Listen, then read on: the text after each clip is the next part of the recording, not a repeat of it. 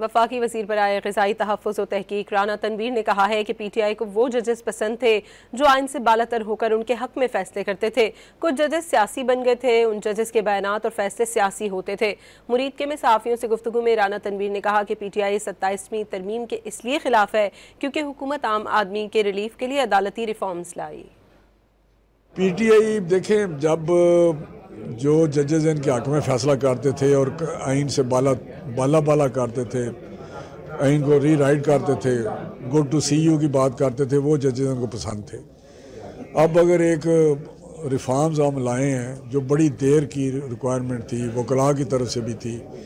जो वकला की एसोसिएशनें हैं और हमारे COD में भी बात ये थी, तो अगर उसमें बेहतर काम किया, लोगों को रिलीफ मिले, लोगों के केसेस डिस्पोज ऑफ हों, तो अब उनको तकलीफ़ हो रही है कि हमें नजायज़ जो हमें रिलीफ मिलते रहे हैं अदालतों से, और खुला कोई जज सियासी जज बन चुके थे, उनकी जो बयानात थे, उनके जो जजमेंट थी, वो सारी की सारी सियासी होती थी।